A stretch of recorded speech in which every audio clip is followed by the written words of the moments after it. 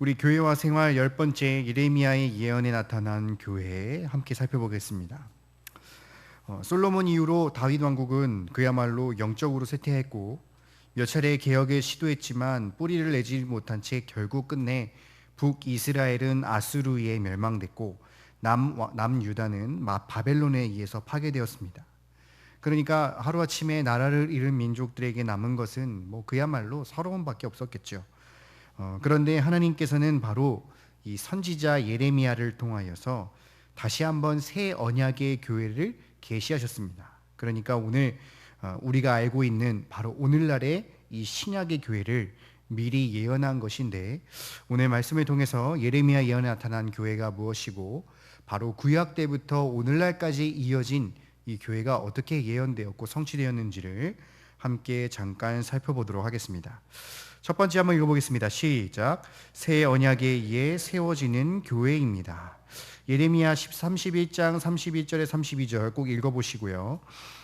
이 만국의 서름으로 예레미야가 이 정말 그야말로 시리에 빠져 있었을 때에 하나님께서 바로 그에게 예언하셨는데, 바로 이스라엘 집과 유다의 집에 새 언약을 맺으시는 날이 다가오고 있다라고 말씀하신 겁니다.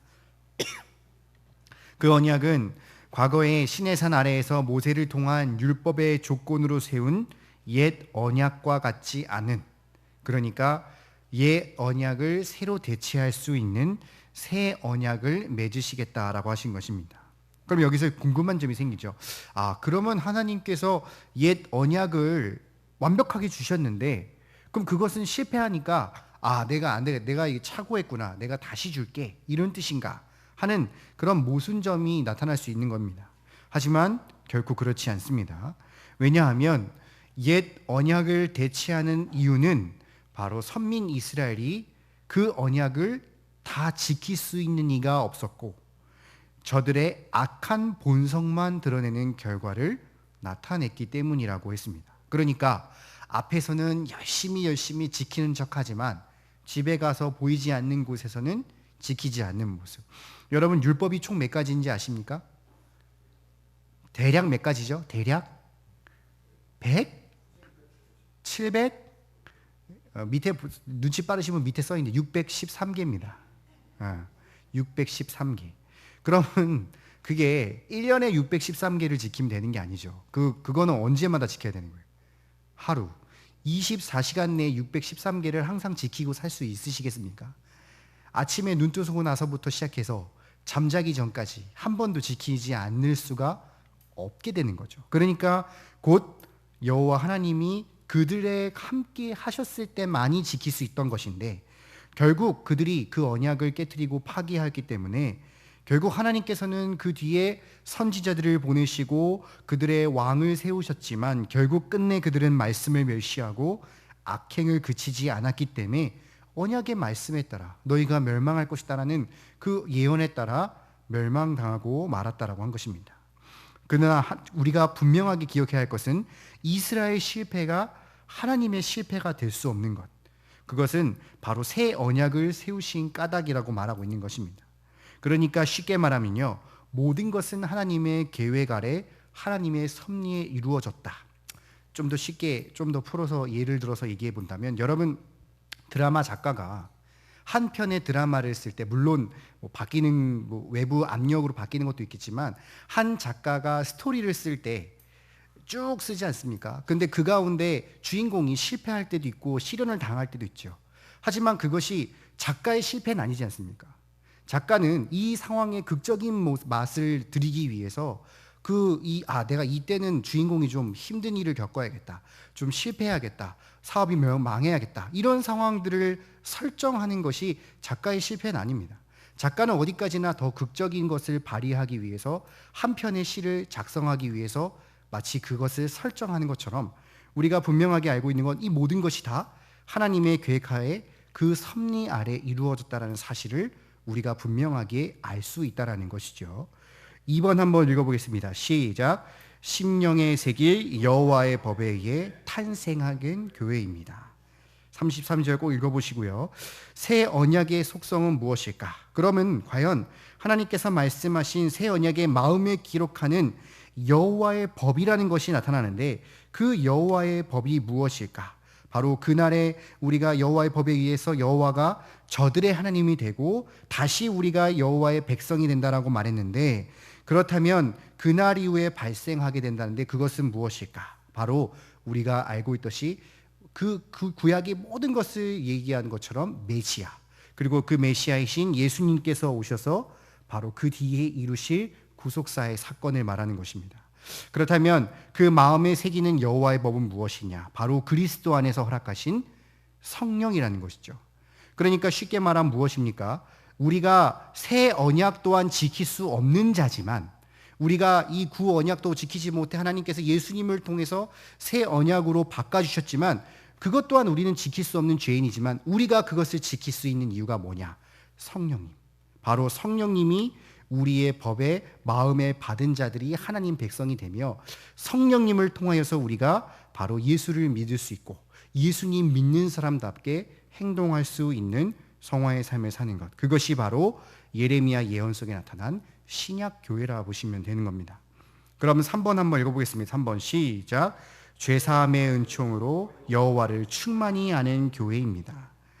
새 언약 시대에 사람들이 더 이상 너는 여호와를 알라라고 하지 않는데, 이는 전도를 할 필요가 없다는 뜻이 아니라 이제 여호와를 몰라서 배반할 자가 없다라는 뜻입니다. 그러니까 쉽게 말하면 바로 여호와를 잘 알기 때문에 더 이상 알 필요 없다. 이미 알고 있는데 너가 뭘 더 아느냐, 이렇게 말하는 것이죠. 그러면 새 언약 시대는 왜 여호와를 더 잘 알게 되느냐?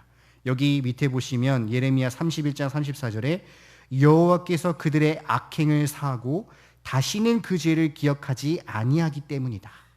그러니까 이제는 저들과 하나님과의 갈라놨던 죄의 장막이 이 바로 예수님을 통하여 사라지고 우리가 이제 성령님이 내주하심으로써 우리가 그분이 어떤 분인지를 분명하게 인지하고 회개하고 죄사함 받았기 때문에 하나님을 정확하게 알게 됐다는 겁니다.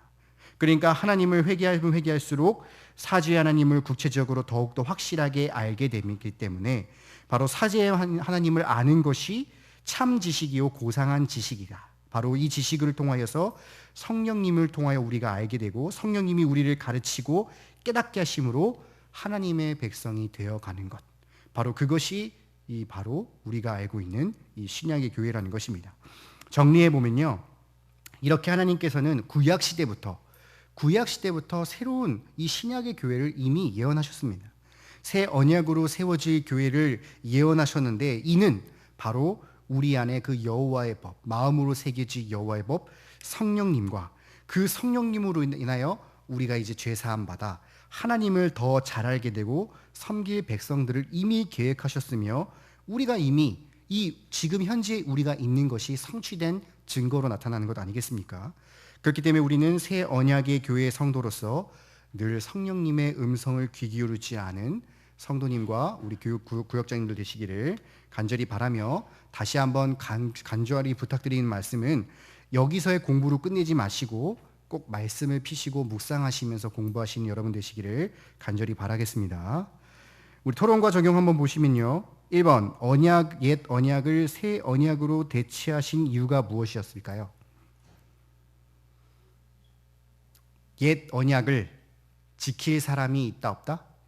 하나도 없고 오히려 뭐만 드러났습니까? 악한 본성만 나타났기 때문에 여호와께서 새 언약의 성도의 마음에 기록하시고 두시는 여호와의 법은 무엇일까요? 성령인데 좀 더 자세하게 그리스도 안에서 허락하신 성령. 3번 주간식 때는 굉장히 대답이 작으시네요. 새 언약 시대의 사람들이 모두 하나님을 잘 알게 되는 까닭은 무엇일까요? 뭐가 없어졌기 때문입니까? 하나님과 우리 사이에 있는 죄의 장막이 사라지고 우리가 이제 죄의 사함을 받았기 때문에 하나님을 회개할수록 더 잘 알게 되는 것, 이렇게 세 가지 꼭 한번 얘기해 보시고 우리 기도 제목 꼭 성령님의 음성에 귀 기울일 줄 아는 성도가 있는데요. 예. 이 성령님의 음성을 잘못하면 우리가 좀 착각할 것 같아요. 성령님의 음성. 가장 보편적인 성령님의 음성이 뭘까요? 예, 성경이죠. 뭐 당연한 거 아니겠습니까?